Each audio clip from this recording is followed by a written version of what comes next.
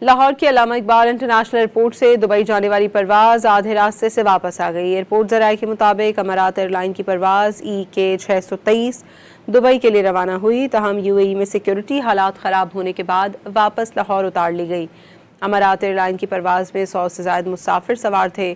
مشرق وسطی میں جنگ کے باعث پروازوں کا نظام تاحال بہتر نہ ہو سکا۔ ملک بھر کے ایئرپورٹ سے آج بھی 90 پروازیں منسوخ ہو گئیں۔ 17 روز میں منسوخ پروازوں کی تعداد 1955 ہو گئی۔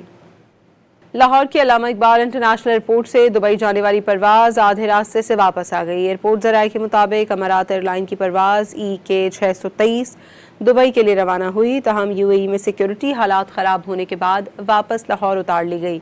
امارات ایئر لائن کی پرواز میں 100 سے زائد مسافر سوار تھے۔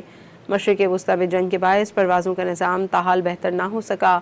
ملک بھر کے ایئرپورٹ سے آج بھی 90 پروازیں منسوخ ہو گئیں۔ 17 روز میں منسوخ پروازوں کی تعداد 1955 ہو گئی۔